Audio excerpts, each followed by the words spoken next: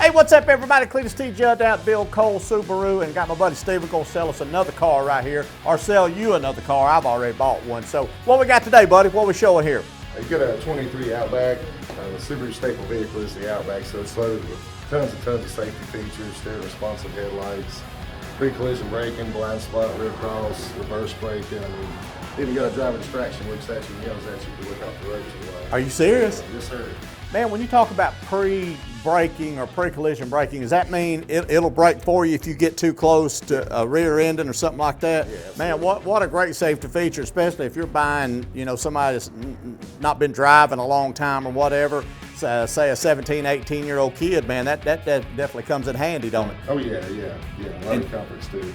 Somebody was saying down there just a minute ago, Cody at the other dealership was saying it's probably one of the most comfortable vehicles you can ride in right here. Let's take a look at the inside right here. Tell them a little bit about what we got going on in the interior, price, and we'll let you go sell this thing. Yeah, this is going to be right around 44.5, 45 for a loaded up limit. It's next to the top model, which is a touring, but it's going to give you the leather, heated seats front, back, power extender for the driver, power driver seat, power passenger, tons of other features, dual climate.